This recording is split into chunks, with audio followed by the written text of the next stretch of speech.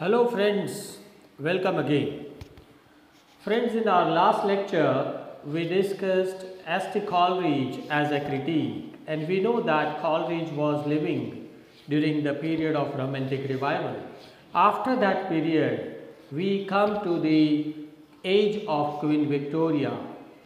The period from 1830 to 1900, this long period of 70 years, friends, is known as the age of Queen Victoria.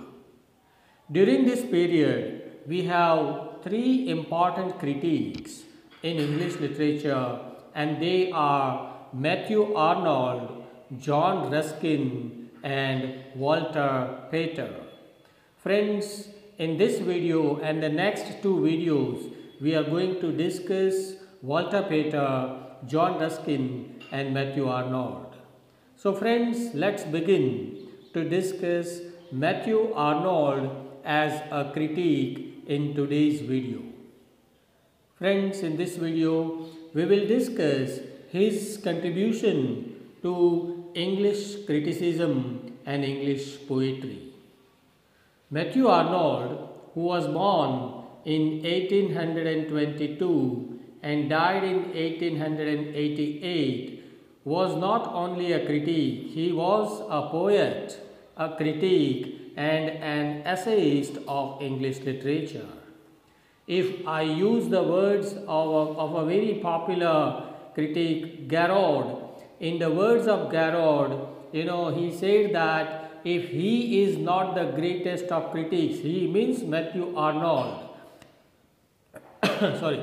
If Matthew Arnold is not the greatest of critics, his makeup of being so is in itself a piece of greatness. So Garrod wants to say that though we do not consider Matthew Arnold as one of the greatest critics, but his makeup is so that he looks to be a great critic, and not to enjoy his greatness is a piece of stupidity. So according to Garrod, one who doesn't enjoy the writings of Matthew Arnold, the critical views expressed by Matthew Arnold, is a stupid scholar. Okay, so Matthew Arnold, we can say, was the most imposing personality during the Victorian era in the field of English criticism. His views are compelling alive, and his views are thought-provoking. His views, as he has explained in his essays, they make us think, they make us brood over in the line which he has drawn, and that is why his views, his critical views, are considered very important. In fact, Arnold's major contribution to English criticism is found in these two works, okay, and they are Essays in Criticism, published in 1865, and number 2, Culture and Anarchy, published in 1869. So most of his critical comments or views or theories are expressed in these two works. Okay. Now, Arnold was not simply a critic, he was a theoretical critic. At the same time, we also know him as a practical critic. Friends, what is the difference? I hope you understand the theoretical criticism and practical criticism. Theoretical criticism means like when the critic gives some theories on poetry, what is the function of poetry, what is poetry, what are the elements of poetry. When the critic discusses these things, he gives theories of poetry. Okay, so his criticism is called theoretical criticism. And practical criticism means when practically somebody has given these theories on poetry. As a critic, if I read this theory and then I read a poem, and then I apply those theories to that poem, that is known as practical criticism. And friends, Matthew Arnold is both a theoretical and practical critique. Among all Arnold's critical essays, the most important essay that he has written is The Study of Poetry. Okay, it has attained a very unique place in the entire history of English criticism. In fact, this essay, Study of Poetry, is a nice amalgamation. It is a nice mixture of theoretical and practical criticism. We find Arnold's critical comments as a critique, as a theoretical critique, and as a practical critique in this particular essay. On the practical level, Matthew Arnold has examined and interpreted the poetry of some great poets of English literature like Geoffrey Chaucer, John Dryden, Alexander Pope, Thomas Gray, and Robert Burns. So he has practically analyzed, interpreted, and criticized the real poems written by these great poets of English literature. So we can consider him as a practical critique. And on the theoretical level, Arnold has expounded his own principles of literary criticism, his own theory of poetry. Okay, and the study of poetry, this essay contains his views on the future destiny of poetry, his own definition of poetry and literature as criticism of life, his comments on the functions and qualifications of a critique, and his famous Touchstone theory. So all these things are theoretical things, okay, which we find in his essay, The Study of Poetry. So friends, one by one, we are going to discuss what theoretical ideas he has expressed in his essay, The Study of Poetry.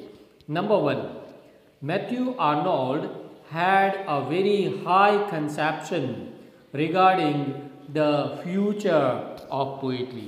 He believed that it is in poetry where it is worthy of its high destinies. He believed that destiny means future. He is talking about the future of this branch of knowledge, future of poetry. He said that our race, as time goes on, will find an ever surer and surer stay. Means he wants to say that poetry is going to live forever. Our race means human race, mankind will find a surer and surer stay in this field of poetry. According to Arnold, poetry interprets life for us. Okay? Poetry presents a kind of interpretation of life. It consoles us in some bad times and it sustains us in all good and bad times. And that is the reason why he believed that poetry is going to live forever. He believes that with the passage of time, poetry will replace science and philosophy. He says that in future, science may not be there, philosophy may not be there, the poetry will live forever. Why? Because he believed that science and philosophy, they are depending on reason. Reason means intellect, okay, which are nothing but the false shows of knowledge. Okay, according to him, reason is a false show of your knowledge, and poetry comes from the heart. Okay, poetry touches the soul of man, and that is why he believed that poetry with high destiny must be of the highest standard. And he further says that the spirit of our race will find, as time goes on and as other help fail, its consolation and stay. So our race, mankind, will find consolation only in poetry according to Matthew Arnold. So Matthew Arnold has a very high belief about a good future, future destiny of poetry. Now, Matthew Arnold has also given the definition of poetry. You know, in our previous lectures, we have discussed different definitions given by different critics like Sidney. Sidney has defined poetry in his own manner. Dryden has defined poetry. Okay, William Wordsworth, the spontaneous overflow of powerful feelings and all. Okay, but you will be happy to see that Matthew Arnold has defined poetry in a very simple manner. Arnold says that true poetry is the criticism of life. This is the definition of poetry as given by Matthew Arnold. Poetry, according to him, is the criticism of life. Okay, so he believed that the poet, when he wants to write poetry, he observes this life, he observes this society, and the poet comments or interprets this life in his own manner and presents it before the reader, and that is poetry. So, poetry according to him is kind of commentary on life, okay, interpretation of life from the eyes of the poet. So poetry is the criticism of life.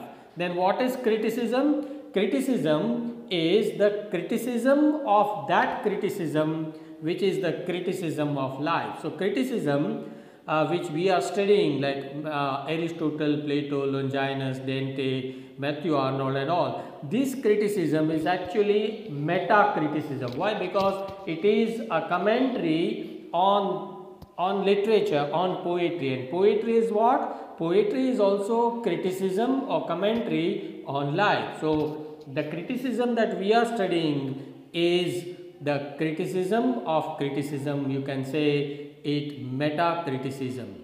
Matthew Arnold explains it as the noble and profound application of ideas of life. What is poetry? According to him, poetry is an art in which some noble means great and profound means deep. Okay, some great and deep ideas are applied in poetry, are found in poetry. Okay, some great thoughts, great emotions, noble thoughts must be presented in poetry according to Matthew Arnold. Okay, and the laws of poetic truth and poetic beauty is also required. Poetic truth. Now, what is poetic truth and what is scientific truth? Friends, I have already uploaded another separate video on that. So, if you want some detailed explanation on poetic truth, you can watch that video. But beauty is a must in poetry and truth is also important. So, truth, beauty and noble emotions, noble thoughts, deep, profound thoughts must be the essence of poetry according to Matthew Arnold. Let me repeat the whole thing again. Poetry is a criticism of life. Okay, but what kind of criticism? This commentary, this criticism must have some noble thoughts, profound thoughts. Okay, great ideas must be presented. At the same time, truth and beauty both are required. Arnold believed that poetry does not present life as it is. Rather, the poet adds something of his own noble nature, and this something contributes to his criticism of life. So, there is a difference between a historian and a poet. A historian presents life as it is or as it was, okay, and the poet does not present life as it is, but he adds something of his own, and this something is his own thoughts, own ideas, noble ideas, and this is the criticism of life. He criticizes, he analyzes, he interprets life in his own manner, and the poet presents his own interpretation in his poetry. That, according to him, is the ideal poetry. But great thoughts, noble thoughts with truth and beauty, poetic truth and beauty must be there in poetry. Poetry, according to Matthew Arnold, makes man moral, better and nobler. Okay, and here actually is talking about the function of poetry. What is the function of poetry? Matthew Arnold was a moralist. He believed that poetry must teach some morals to the reader, to the society. Poetry must be used as a tool to reform the society, to eliminate the social evils from the society. Okay, and that's why he is considered as a moralist. You know, in Sanskrit literature, friends, also it is said that sa vidya ya vimuktaye. That means this is the knowledge which makes you free. Free from what? Free from the evils from this life. Okay, so poetry, according to Matthew Arnold, also teaches something, but he believed that it should not be done through direct teaching. These moral messages are not presented by the poet directly. It makes man nobler by appealing their soul. Okay, it must appeal our soul, and unconsciously, unwillingly, we learn some lessons from poetry. The poet creates, if I use the words of John Keats, a thing of beauty is a joy forever. According to Matthew Arnold, the poet creates a thing of beauty. It's so beautiful that it appeals to our heart, it appeals our emotions, it appeals our soul, and this gives a perennial joy. This gives a joy forever, and that, according to Matthew Arnold, is true poetry. True poetry must enter into the soul of the man, and unconsciously we learn these things in our life. However, it must also be remembered that Matthew Arnold is against direct moral teaching. He regards didactic poetry as the lowest kind of poetry. Didactic poetry is not good according to Matthew Arnold. Poet teaches, but teaches indirectly. Okay, I hope this idea is clear.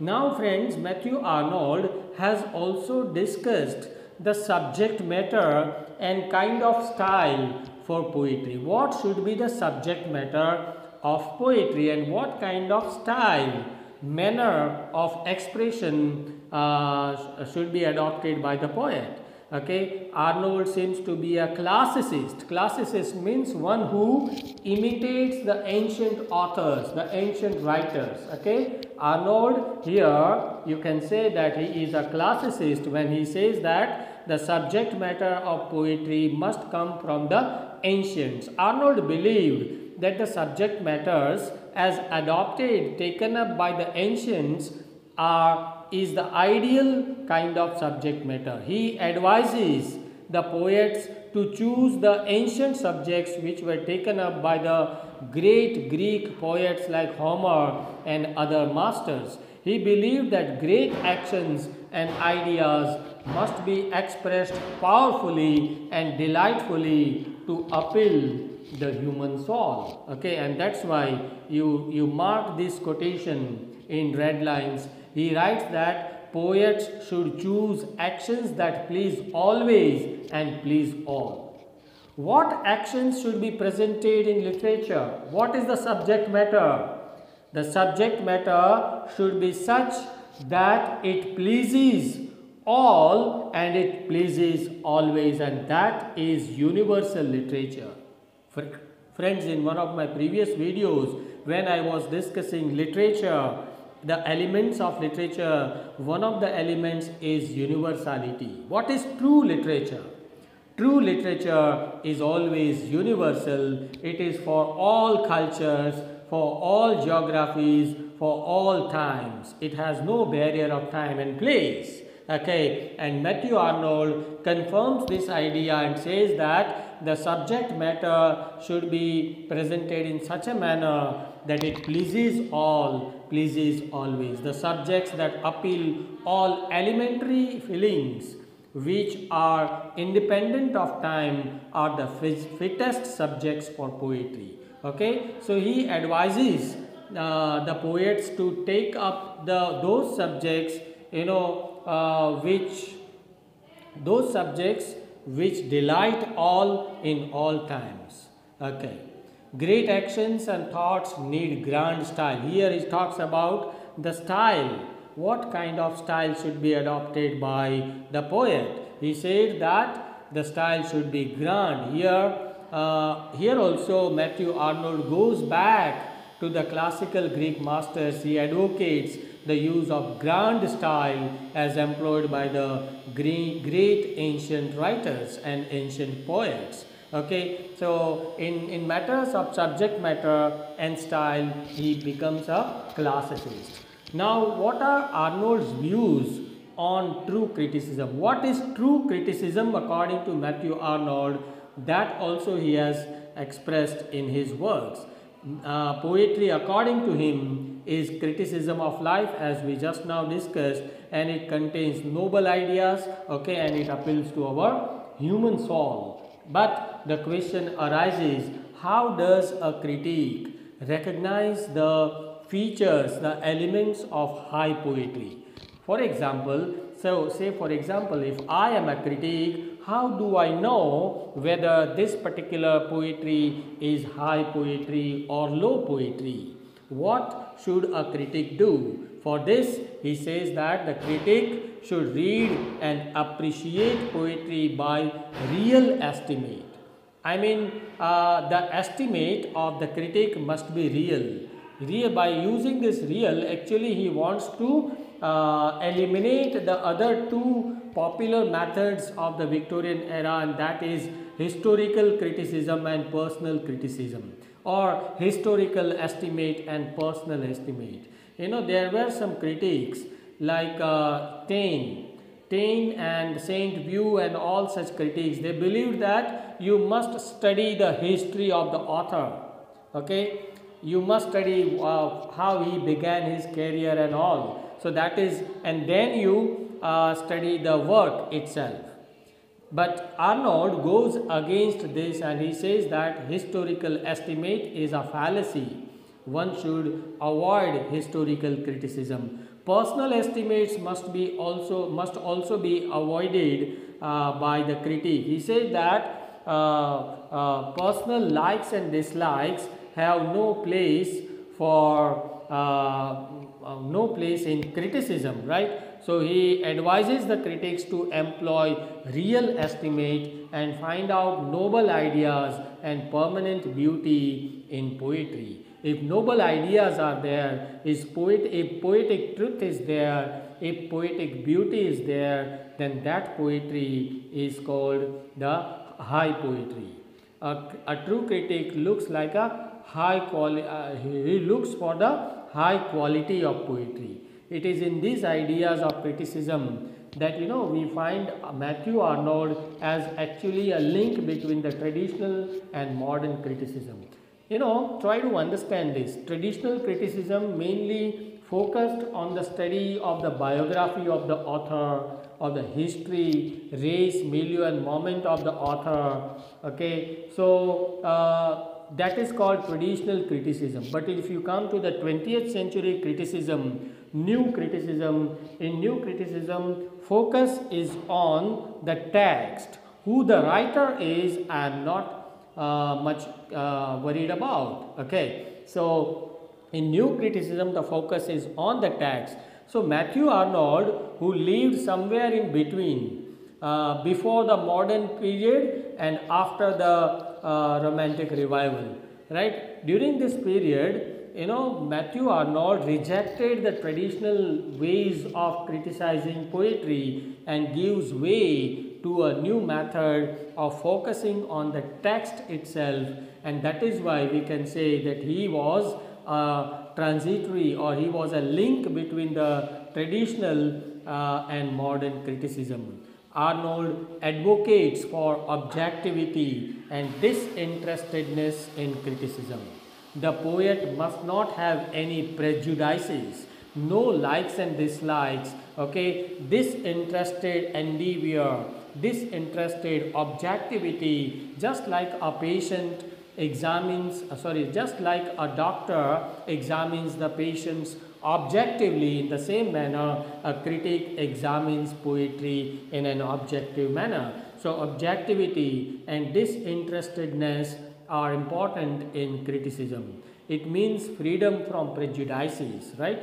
Prejudices, the critic, the true critic, always remains away from his own likes and dislikes and prejudices, right? Tolerance, dispassionateness and balance are some special features of an ideal critique. Okay, and now friends, we come to the to his most important theory, which is known as Touchstone theory.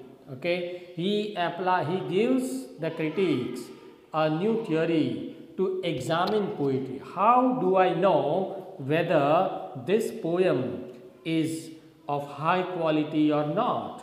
For that, he gives us this Touchstone theory. To distinguish high poetry from low poetry, Arnold has given this theory. He writes, if you read these words, there can be no more useful help for discovering what poetry belongs to the class of truly excellent. If you want to discover which kind of poetry belongs to the class of excellent, which poetry is great poetry, then there is only one way, than to have always in one's mind the lines and expressions of some great masters, and to apply these lines of great masters as touchstone to this poetry. So let me explain this in my own words. Matthew Arnold wants to say that if you want to criticize a poem, then you must be a well-read critic. Okay, you must be a great scholar. You have to remember the great lines written by some great poets like Geoffrey Chaucer, Alexander Pope, William Shakespeare, John Dryden, Robert Burns. Okay, you remember these lines and apply these lines to the poem which you are going to criticize. Okay, you apply them as a touchstone, and if you think there is some similarity between these ancient Greek great lines and this poem that you are reading, then you can say that yes, it is a great poem. So it is a kind of a touchstone, right? You can use great lines, great expressions of past literature as touchstone and compare your poem with these lines. If there is much similarity, then you can say that yes, this poem is indeed a great poem. So he wants the critics to pick up these random lines from Homer, from Virgil, from Dante, from William Shakespeare, John Milton, and all such poets, and Arnold applies them as touchstone to judge the work of the poet. Okay, so that's why his theory, you can say, is a kind of a comparative theory. He wants to compare great past literature with this present literature, right? And in fact, this theory is a kind of a counterblast to romantic individualism and subjectivity. If you examine Wordsworth's theory of poetry, Coleridge's theory of poetry, there is much of subjectivity, okay, individualism, but Matthew Arnold goes against that. He talks about objectivity, he talks about disinterestedness, okay, and there he goes against this romantic criticism, right?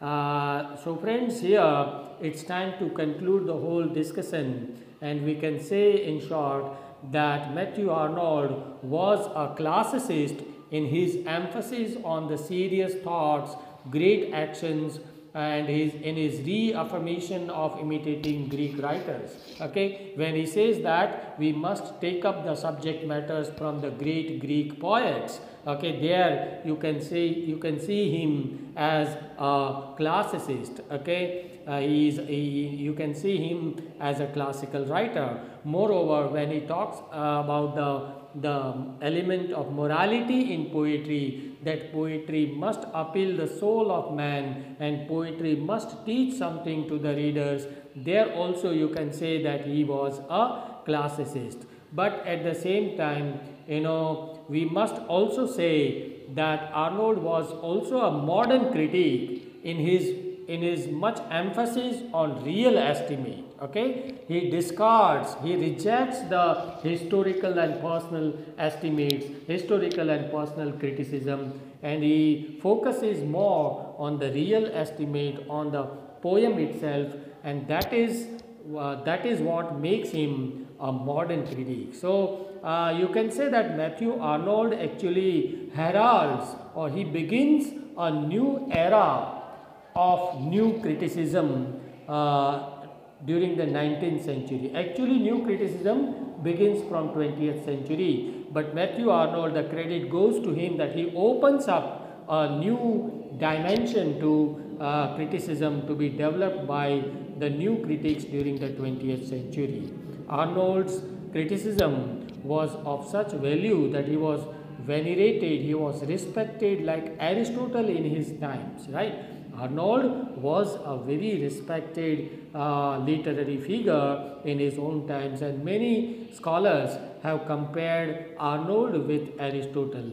Okay, and after him, so for so many years, the general cry among the scholars was not Aristotle has said so, but the general cry was that Arnold has said so, and this is what makes him a true critic. So friends, here we come to the end of this lecture. If you have any doubts or questions, do write to me in the comment section of this channel, and don't forget to subscribe to the channel and click on the bell icon so that when I upload a new video on English criticism, then you will get the notification. Thank you very much.